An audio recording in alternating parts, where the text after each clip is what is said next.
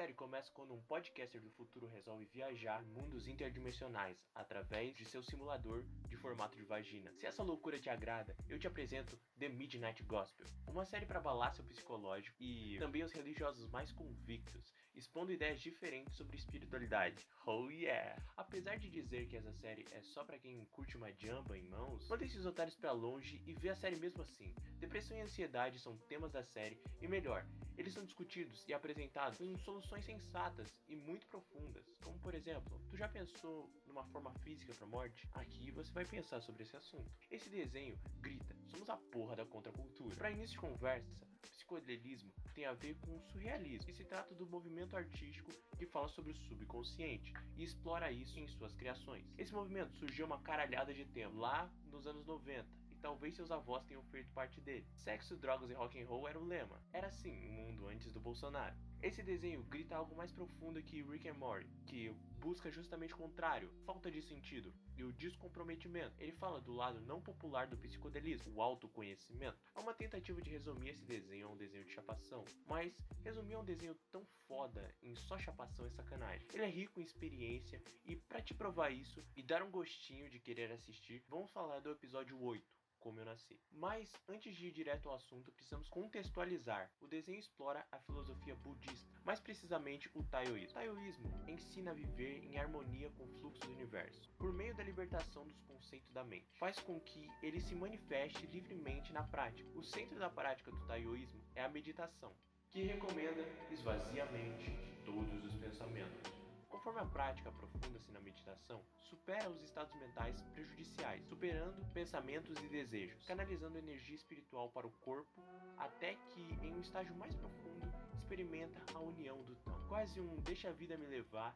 vida leva eu. Talvez uma das cenas mais marcantes do ano, a compreensão e a conversa que eu garanto que todo revolucionário revoltadinho gostaria de ter com a mãe. Donald Trump, tô falando com você. Algo que subverte um pouco a proposta do visual, que se baseia na contracultura, mas tem tudo a ver com o autoconhecimento que o psicodelismo traz. A conversa com a mãe do Clancy. O que é aquilo?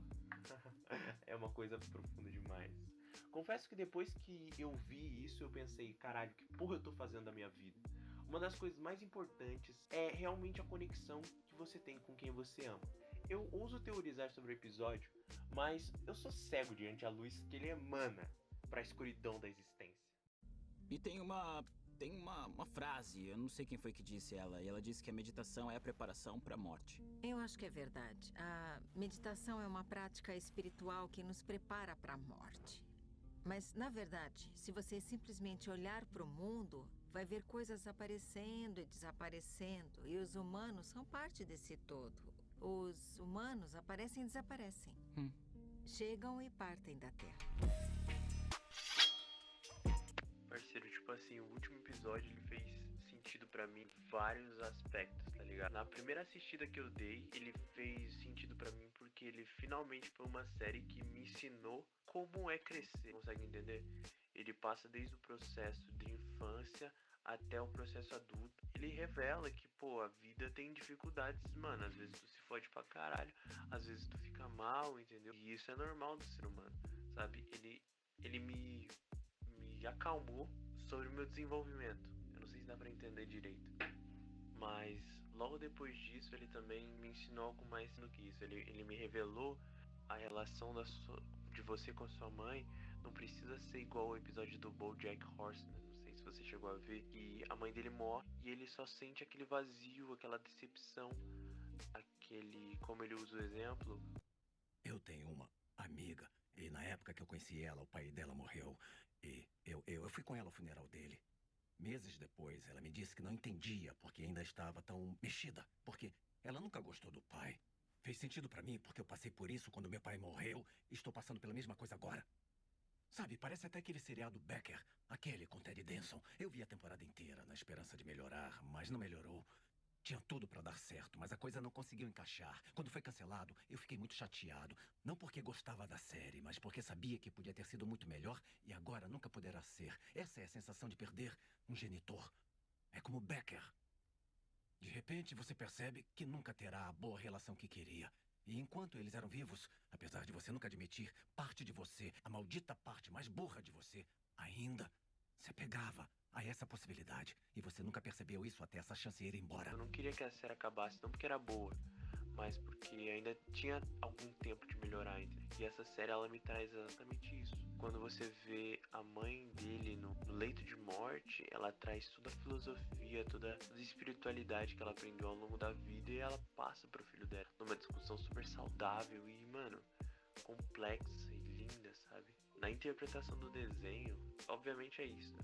São os experimentos científicos usados em animais para descobrir como os animais pensam, só que é dentro da casa da mãe dele. Então é uma mistura de experiências que ele viveu na vida, sabe? De tipo assim, tu desde pequeno aprender como funciona o amor, como funciona o carinho, o afeto, o que é agressivo e o que é bom. E mano, eu achei genial a linguagem que os caras usaram, a forma que os caras usaram pra expressar isso. Com certeza foi muito LSD. Mas eu acho que, tipo assim, por ser real o episódio, você carrega uma verdade que nenhum desenho jamais teve, tá ligado? Você pode pegar Rei Leão, você pode pegar, pô, Como Treinar Seu Dragão, você pode pegar qualquer desenho na face da Terra. Eu nunca vi um que tenha uma expressividade tão bonita quanto esse. Tipo assim, de relação fraternal, tá ligado? É incrível, mano. É maternal, eu acho. O que eu tirei mais da animação foi mais o lado da mãe. Falo pra você que, como você disse, mostra toda a vivência dele, tudo que ele pode passar, todos os problemas, como você mesmo disse. Só que se você for mais pra frente do episódio, ele engravida. Ali eu vi ele representação como, entre aspas, mulher barra mãe, tá ligado? Quando a mãe, ela foi como qualquer pessoa, como qualquer ser humano, como qualquer adolescente. Ela cresceu e teve o seu, teve o seu primogênito, tá ligado? E eu acho que o fato de que ele mostra nessa animação dele tendo os problemas, ele tendo filho, é como ele pode ser um caminho, um guia, tá ligado? Como realmente deveria ser, acredito eu, como ser um pai, uma mãe, mais uma mãe, né? Porque ela que te gerou, como um seu guia, tá ligado? Pra vida, como um facilitador pra problemas da vida. Não dizendo que ela vai resolver os seus problemas, mas ela vai te dar um caminho que pode ser muito mais rápido do que o que você tomaria sozinho, sem conselhos, tá ligado? Eu acredito nisso que eu falei com base no desenho, onde ele tem uma ótima relação com a mãe, que ele acaba fazendo um podcast com a mãe dele. Ele troca ideia com a mãe dele, tá ligado?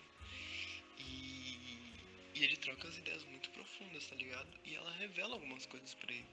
Eu acredito que isso no meio da animação também interage com as escolhas que ele vai fazendo. O que acabou me pegando mais foi o ensinamento de como é ser irmão. De que primeiro você vai passar por tudo aquilo que o seu filho vai passar pra depois você dar esse ensinamento pra ele.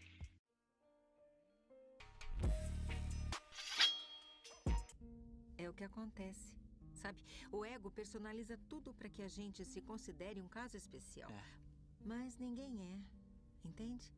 A verdade é que a gente faz parte do todo, e esse todo tá em constante transformação. Muda de forma, se transfigura. Você é especial, sim. Porque eu sou sua mãe. Não.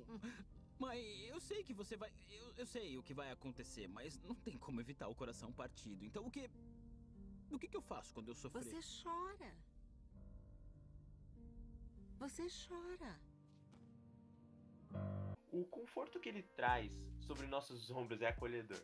De todas as obras de fechamento, a conversa de Clancy com a sua mãe sobre sua vida e a morte dela foi de longe a mais tocante, verdadeira, profunda e emocional que eu já presenciei. Diferente dos outros episódios, tiraram a intervenção narrativa dos convidados. Esse último usa os áudios originais da conversa da mãe do Clancy, que ele teve em 2 ocasiões. Uma delas 3 semanas antes da morte de câncer, em 2013. É por isso que Danny não chama Duncan de Clancy, como os outros. A A conversa da mãe de Duncan, que é psicóloga e que gira em torno de detalhes sobre sua circuncisão e reflexão metafísica. Eu acho que a poesia do Alberto Caeiro pode explicar e tocar nossos corações com muito mais intensidade do que qualquer palavra que eu pude usar. O nome é A Metafísica Bastante, em Não Pensar em Nada. A metafísica é bastante em não pensar em nada. O que penso eu do mundo? Sei lá o que eu penso do mundo. Se eu adoecesse, pensaria nisso. Que ideia tenho eu das coisas? Que opinião tenho sobre Deus e a alma e sobre a criação do mundo? Não sei. Para mim, pensar nisso é fechar os olhos e não pensar. É correr as cortinas da minha janela, mas ela não tem cortinas. Mistério das coisas? Sei lá o que é o mistério. O único mistério é ver quem pense no mistério. Quem está ao sol e fecha os olhos, começa a não saber o que é o sol e a pensar muitas coisas, cheias de calor. Mas abre os olhos e vê o sol. E já não pode pensar em nada, porque a luz do sol vale mais do que os pensamentos de todos os filósofos e de todos os poetas.